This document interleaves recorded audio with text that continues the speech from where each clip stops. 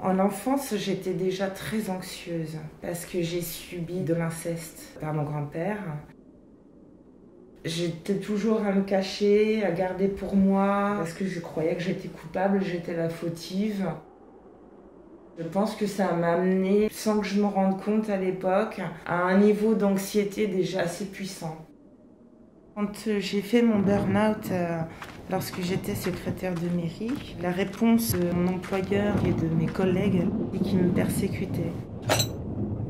Ils me contactaient plusieurs fois dans la journée. Ils venaient également à mon domicile parce qu'ils exigeaient de moi que j'aille travailler, même en arrêt maladie.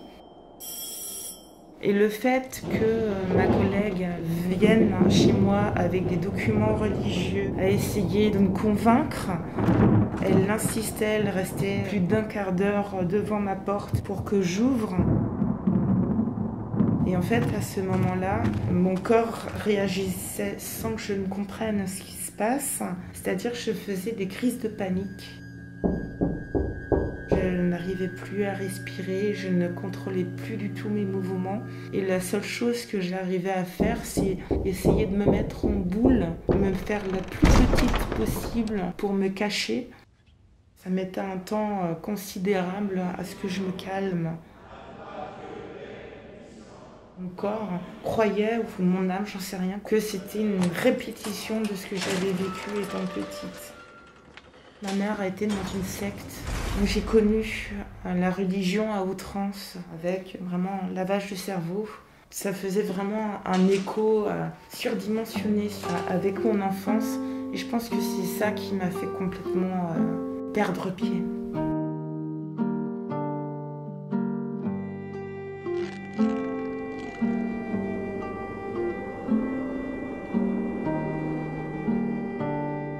Les traumatismes que j'ai subis étant enfant m'ont empêché de savoir qui je suis réellement. Je ne suis même incapable de dire quel aurait été mon rêve.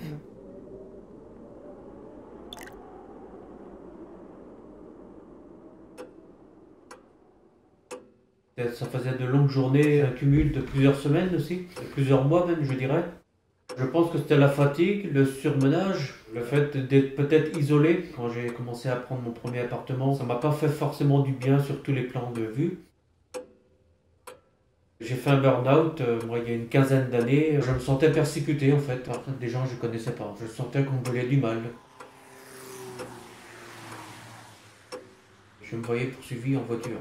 Ce jour-là, j'ai eu très peur de faire ma vie. Ça m'a amené jusqu'à la gendarmerie. J'ai sauté par-dessus le portail de la gendarmerie ce jour-là pour me plaindre. Suite à ça, j'ai été hospitalisé. D'un point de vue psychiatrique, ils ne savent pas trop comment l'expliquer. Pour eux, c'est hallucinatoire. Donc après, ça reste un mystère.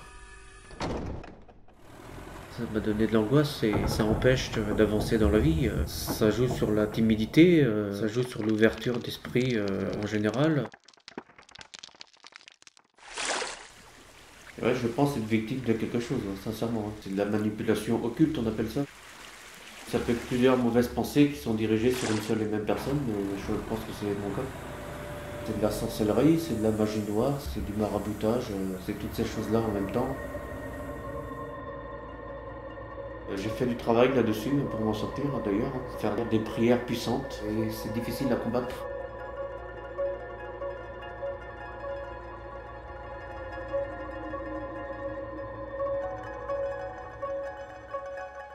J'ai fait tout ce que j'ai pu, j'ai gardé mon courage. Malgré mon angoisse et ma lettre, j'allais travailler quand même et ça a été très dur.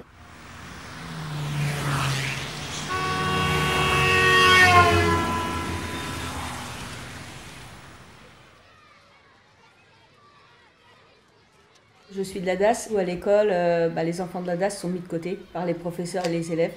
Je ne parlais pas, j'étais restée dans mon coin. Ça m'a poursuivie tout le temps. Ça a paru d'un coup comme ça et puis c'était jour et nuit. C'est des voix que j'entendais dans ma tête. On me disait qu'il fallait que j'aille me pendre.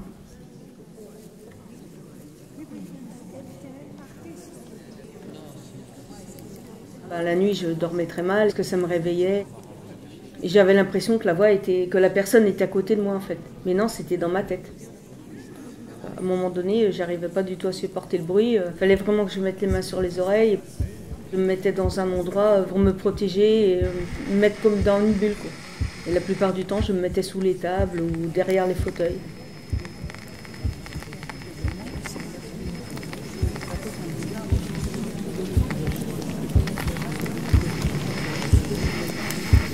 À un moment donné, sur la route, j'ai vu des visages sur la 4 voies. Je voyais les visages apparaître devant moi. Il y a un groupe de visages, mais il y a un visage que j'ai bien reconnu de ma famille. Autrement, les autres, c'était trouble, j'arrivais pas vraiment à les voir.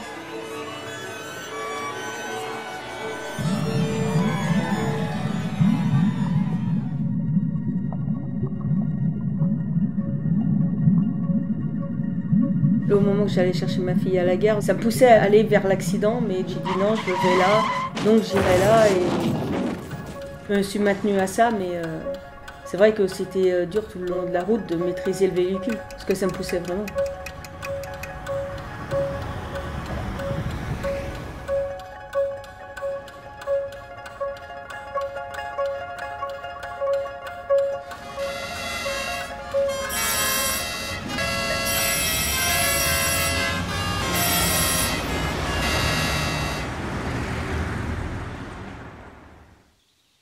Il y a pas mal de problèmes psy dans ma famille. J'ai des pressions, de TOC.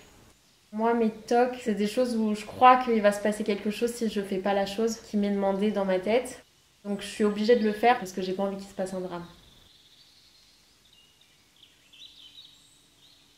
Moi, je savais qu'il y avait un problème parce que ça me bouffait la vie. Pour me préparer le matin, pour m'endormir le soir, il fallait que je fasse tellement de trucs que je pose des questions à ma mère pour lui demander qu'est-ce qui va pas, est-ce que j'ai fait quelque chose de mal. Si je marchais sur un carreau dans la rue, il fallait que je marche sur la même couleur, il fallait que je fasse les choses plusieurs fois et que je compte dans ma tête combien de fois je le faisais pour avoir le bon nombre. Il fallait que je fasse un bisou à tous mes doudous sans en oublier un pour pas que je meure pendant la nuit ou que quelqu'un meure à ma place comme si ça allait être magique et que ça allait enlever le mauvais sort. Dès que j'ai un peu de pression, j'ai plus de troubles obsessionnels. Pas des voix dans ma tête, mais des pensées très fortes, des ordres qui me sont donnés. Du coup, j'ai beaucoup de mal à travailler pour l'instant. Et dans ma vie sentimentale, ça n'a pas toujours aidé parce que sans traitement, c'est difficile de fonder quelque chose avec un temps.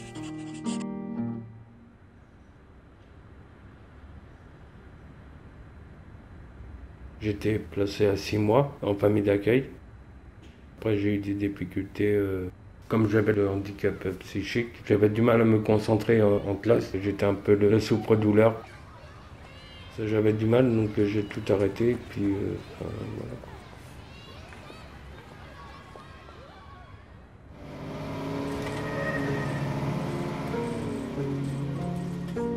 voilà. Avec mes parents biologiques, que je voyais déjà quand j'étais en famille d'accueil, quand j'étais tout petit.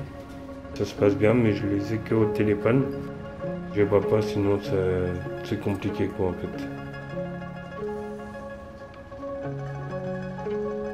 J'ai souvent des angoisses, les nerfs aussi, qui sont un peu vifs. Surtout quand on prend quelque chose et tout, qui va me stresser. C'est lié à mes parents en fait. Mon avenir, je le vois travailler surtout. Habiter avec ma copine, c'est surtout ça que j'ai envie, quoi.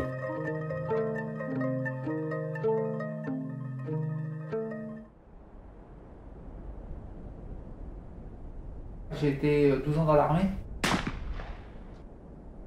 J'ai été au Rwanda, j'ai vu des choses qu'à 18 ans, on découvre que l'être humain, c'est pire qu'une bête. Hein. La guerre du Golfe, je l'ai fait, on a été 17 et sur les 17, je suis le seul en vie. Ils sont tous morts sous mes yeux.